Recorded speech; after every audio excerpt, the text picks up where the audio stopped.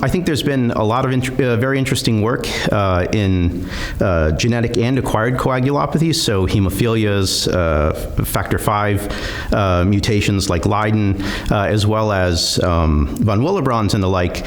And we are actually, by way of an NIH grant we received, pursuing a clinical trial to look at detection of some of these disorders by way of elevated or short clotting times, so a screening approach.